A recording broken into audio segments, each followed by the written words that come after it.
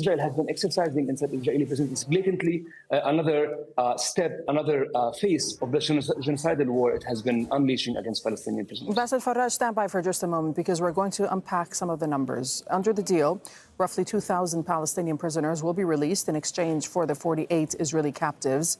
Among them, 1,718 Palestinians from Gaza. The UN considers them forcibly disappeared. Then there are 250 Palestinians from the occupied West Bank, including occupied East Jerusalem. They've been serving life and long sentences, mostly for attacks or alleged involvement in violence against Israelis. 154 will be exiled. 96 are expected to be sent back to the occupied West Bank, and that includes occupied East Jerusalem. And ahead of the exchange, prisoners have been transported to Ofer prison near Ramallah and Ketziat prison in the Negev desert. So these are the live pictures from Ramallah, where we expect the Palestinian prisoners, at least some of them, to be released to. Bassel, back to you. What guarantees that those prisoners, once they are released, they are not rearrested once again? No guarantees, Dareen.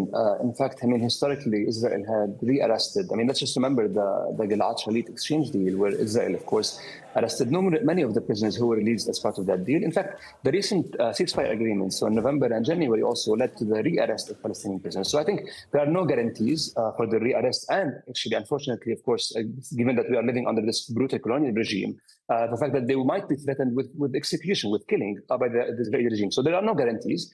I think those prisoners, particularly the ones who have spent life sentences behind bars, I think they definitely do face that kind of a looming threat continuously. But we have to recall something here. Remember something very important. Being released from Israeli prison does not mean in true liberation, because they would still be subject, at least those who are remaining in the West Bank and the Gaza Strip, they would still be subject to Israel's military blockade, to Israel's military regime, which means not only facing the fear of rearrest, but being controlled. So their livelihoods, their ability to leave. So we have to also question, what does freedom mean under a brutal colonial Zionist regime, such as the ones we have been witnessing? And I just want to center again the fact that those prisoners who we would be, of course, monitoring their situation, but being released from Israeli captivity is definitely at this moment being released from a forthcoming death. So we have to just remember that brutal conditions they have been living under, and of course strive so that they can attain true freedom. Not only them, but also the ones who remain in Israeli custody. And we're talking about, of course, thousands of Palestinian prisoners who would still remain in Israeli prisons and unfortunately face the same brutal and horrendous conditions in captivity. Bassel Faraj, thank you. You're an assistant professor in the Department of Philosophy and Cultural Studies at Birzeit University, speaking to us from Ramallah this hour. Thank you so much. Nida, thanks. What do you have for us? A few minutes, we will be seeing the Palestinian prisoners go outside, leave the buses and meet with their loved ones who are waiting for them in a hall in Ramallah. Again, we've been saying before how Israel usually would crack down on any scenes of celebrations near Ofer prison, where families would come in expecting and hoping to see their loved ones being released. These are iconic moments I've seen in the past, like young children coming to see a rare scene of joy, of freedom of these Palestinian prisoners. But that's exactly why Israel does not want to show these images, does not want Palestinians to be celebrating this occasion.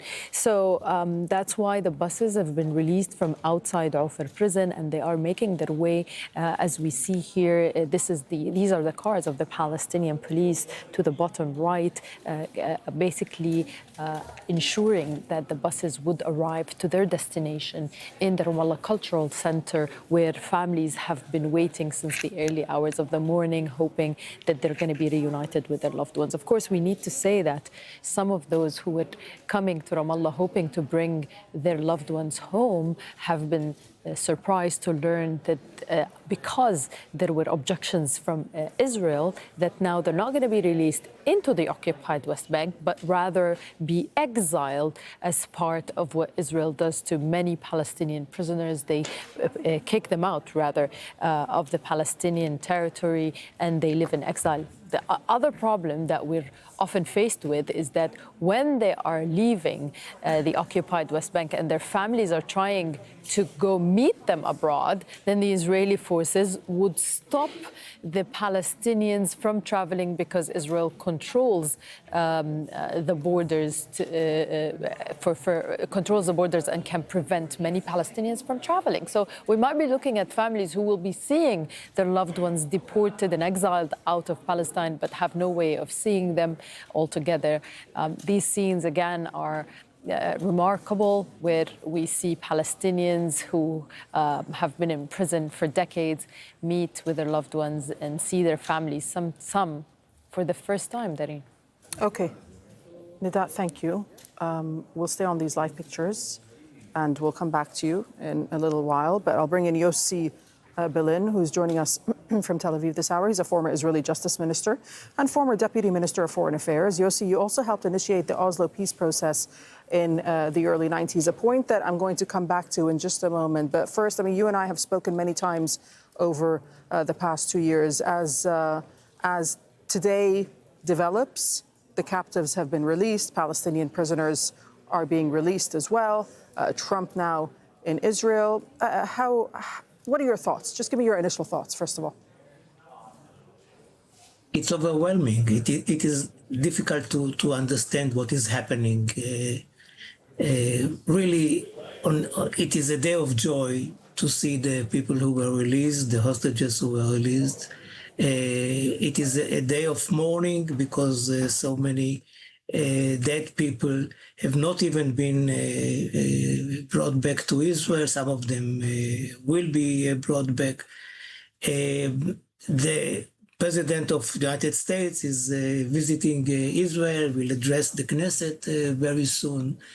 The number of people who came to the square today is unbelievable. It seems like the whole of Israel came to the square of the hostages to welcome them or to celebrate their release, which means something. It verifies the fact that for the last 2 years, there was a huge majority in all the public opinion polls for the release of the hostages and the end of the war. And today it did happen, and it is very important that President Trump is repeating and says it is the end of the war, it is the end of the war, although there is no official end of war. And the event in Egypt today is very, very, very important. I think so, and I hope so. What are you going to be looking out for? To specifying the different articles. It is an important paper that Trump planned, but it is a little bit blurry. You don't know how to move from one stage to another. It was clear that there will be a release of the hostages, freeing the Palestinian prisoners and so on. But that's it. Now, once it is done, who will actually govern Gaza? This is the main question. You know what is the idea about Trump himself being the head of a committee which will monitor the situation there and monitor the institutions that will be there, but you have to rebuild everything. And this is a big question. And there, in the meeting today, I hope that people will talk both about the resources which are badly needed in order to revive Gaza, but also about the governing way of Gaza, who will govern Gaza. And I'm happy that both President Abbas and the Prime Minister Netanyahu are invited belatedly to the Sharm el-Sheikh meeting in Egypt, and with other leaders of the world, which means that there is no substitute for the Palestinian Authority, for the PLO, as a partner for Israel. And if I hope that both people will actually meet each other, shake hands, after the way in which Netanyahu said no Abbas, no Hamas, but Abbas is the leader of the Palestinians. Right. I mean, And, this is something Netanyahu has said for the last 2 years, right? He will not allow the authority to be in charge, even though the authority has advocated for peace. It advocates for good relations with Israel. It, of course, has also security coordination with Israel. But let me ask you this, sir. I'm looking at the peace plan right now. I have it in my hand. Point number 20 says the United States will establish a dialogue between Israel and the Palestinians to agree on a political horizon for peaceful and prosperous coexistence. Does that instill any confidence in you that there could be some sort of political process that's going to be discussed going forward? You know, when I read it first, I said to myself, nice words. But I must say that watching the situation today, I mean, tomorrow, for example, we are going to have a visit of the president of Indonesia. It doesn't happen every day. It means something. It is the biggest Muslim state in the world. So what I'm saying is that things are happening very quickly. And I know that in such situations, it is possible to do things that otherwise were unimaginable, because there is a high level of enthusiasm and energy in the people and hope that things like that can happen, that peace in the Middle East, peace between Israel and Palestine is not something which is impossible. We are human beings like everybody else, and we want peace like everybody else. And this is why I hope that with the very strange way in which President Trump is leading and suggested ideas, he may succeed where others failed. What are you hoping to hear, or what will you be looking out to hear from him when he addresses the Knesset in a short time? Well, we should wait for him some minutes, because you never know with him. You know, he may surprise himself too. And I don't want to be silly and to say things that he doesn't even dream to say. What I would like to see is to see a Palestinian state side by side with Israel, not in 100 years from now, but in a year from now. And it is not impossible. If there is a real will on the American side, and you see that the Americans are now, because of Trump, calling the shots and say, hey, sit together, knock your heads together, and move in order to have a Palestinian state, because you know that there is no other solution, neither for the Palestinians nor for the Israelis, but a two-state solution with a border between them. Palestinians will have the right. But is it possible under this government? Is it possible under this government that has presided over a genocide, right? And another reason is that it's presided over the largest settlement expansion in the occupied West Bank in recent history. Well, there was no genocide. What happened was bad enough. To call it genocide is easy, but these are the words of the international courts. But these are the words of the international courts. Yeah, but there is no, you are asking me, and I'm telling you, the number of Palestinians who were killed, although many of them were Hamas combatants, is too big. It is not a genocide. But let us leave it for the historians. My question is peace possible under this new government? Under this government? Well, I doubt. I think that in order to have it, if Netanyahu decides to go for it, he will have to change his government. He cannot go, in my view, with the same government in which you have some lunatics who wanted an endless war. I don't know why. and with them it will be impossible. But with another government, even if it is led by Netanyahu, I don't think that we have to wait for the next year, the elections in October next year, in order to move.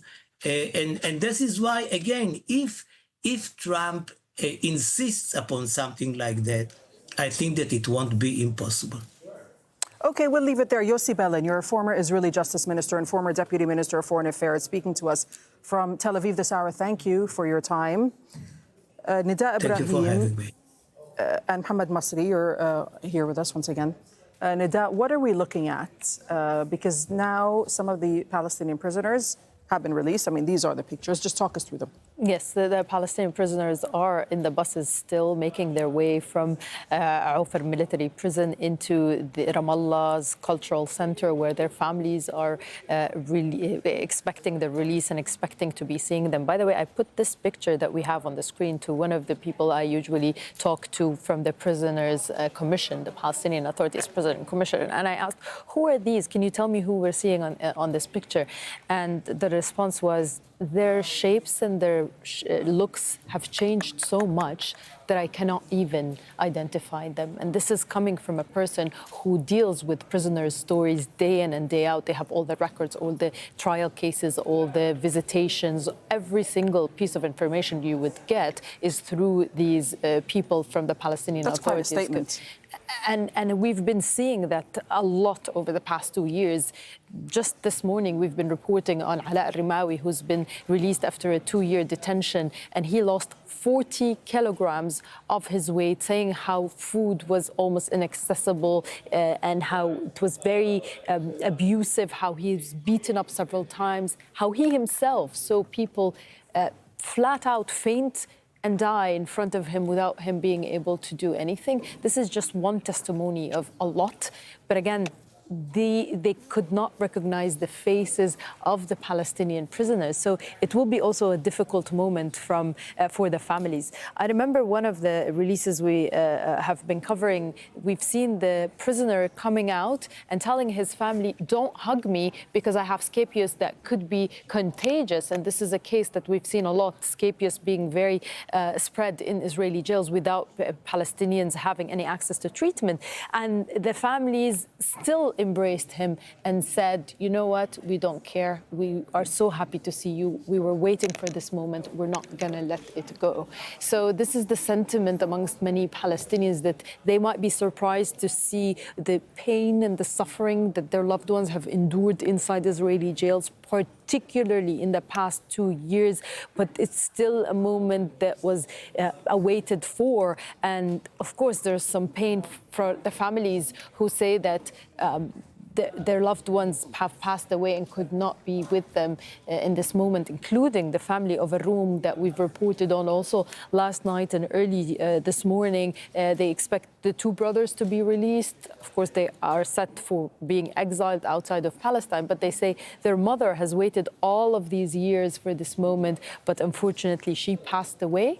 But the brothers, Jihad and Imad, do not even know that their mother and sister both have passed away. This tells you also about the disconnection that has been happening between the families and the prisoners because of Israel's abuses and prevention of any sort of communication between the families and the prisoners. And we're just looking at the pictures as well from West Jerusalem. That is inside the Israeli Knesset. Pete Hegseth, the Secretary of Defense, as well as Marco Rubio, the Secretary of State. Standing alongside them is the U.S. Ambassador to Israel, Mike Huckabee. And we expect Trump and Netanyahu to be addressing the Israeli Knesset any moment now. Mohammed, for Trump in Israel, this is hugely symbolic, isn't it? And what's he trying to achieve by going to Israel and then continuing, obviously, onto Sharm el-Sheikh in Egypt? So I think there are at least a couple of things going on. First of all, as I mentioned earlier, this is part, I think, of his effort to apply pressure on Netanyahu and the Israeli government. This is kind of sealing the deal. I'm quite certain that he's going to say at some point during the course of the speech that this war is over. As I mentioned earlier, he's tying this to his legacy. He's making it very clear that he expects this ceasefire to hold. His presence today in Tel Aviv, at the Knesset in particular, will, I think, put a lot of pressure on Benjamin Netanyahu, and I think that's putting it lightly. I think it will be very difficult after all of this pomp and circumstance, for Benjamin Netanyahu to 2 or 3 weeks from now go back to bombing Gaza, right? So I think that's one thing. The other thing that I think is probably happening, and we might see that play out here in the next hour or so, is that he's going to say very nice things about Benjamin Netanyahu to kind of help him politically. That may be, I'm just speculating, but that may be part of a kind of quid pro quo. I'm going to force you into this ceasefire agreement that I know that you don't want to make, but this is it. The war is ending. On the other hand, I'm going to do my part to make sure that you continue on in Israeli politics. He can provide a kind of support from the outside for Netanyahu, and we've heard all kinds of theories from Israel experts about ways in which Netanyahu can stay in power, could win the next election, even if he falls out of the good graces of his far-right partners, Smotrich and Ben Gvir, right?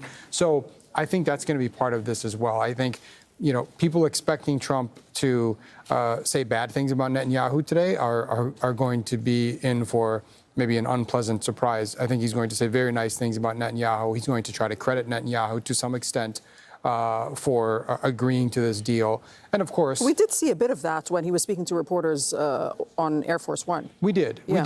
But this is obviously going to be a victory lap too for Donald Trump. He's going to give himself all kinds of credit.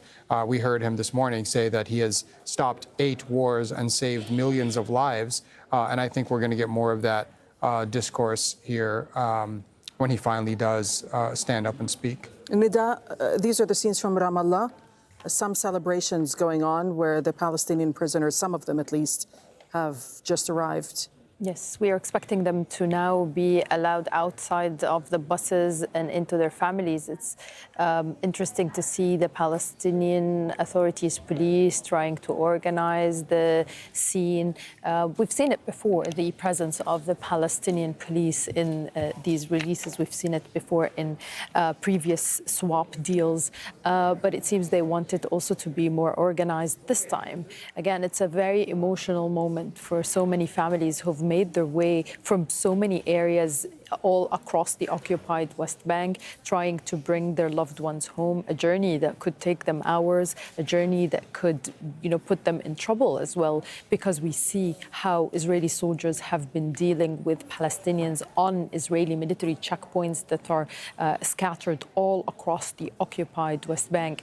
As Bassel Faraj was just telling us, they go out of one jail, they are going into the big prison, but at least they are with their families, they are with their loved ones, trying to catch up on all the moments that they've missed while they were in prison, trying to know what has happened in the past 2 years when no visitation was allowed. They could not know what was happening outside of jail. Even those who are outside, the families would wait for anyone to be released from a prison to go visit them and say, have you seen my son? Have you heard from him? What can you tell us? Is he okay? Can he survive the tough conditions, including the lack of food? And now we're seeing the bus opening, and of course, there is so much anticipation.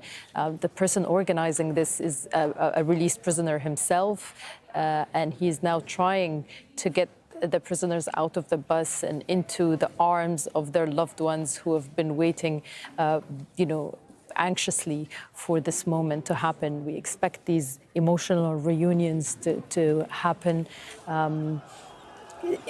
Let's listen in for a moment, Nida. Let's just listen in.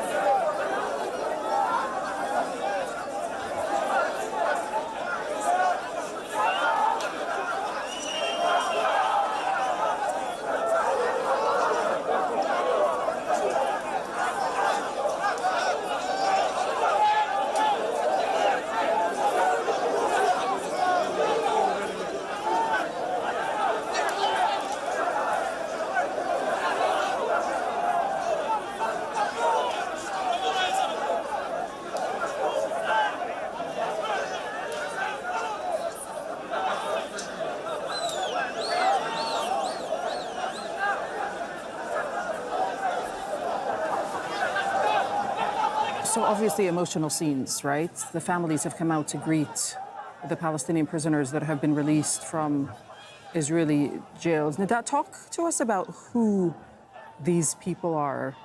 They have families, they were doctors, they were lawyers, they were engineers, they had lives before being taken into Israeli jails. Yeah, and their crime is trying to live freely without a military occupation looming over their heads. And the result has led to many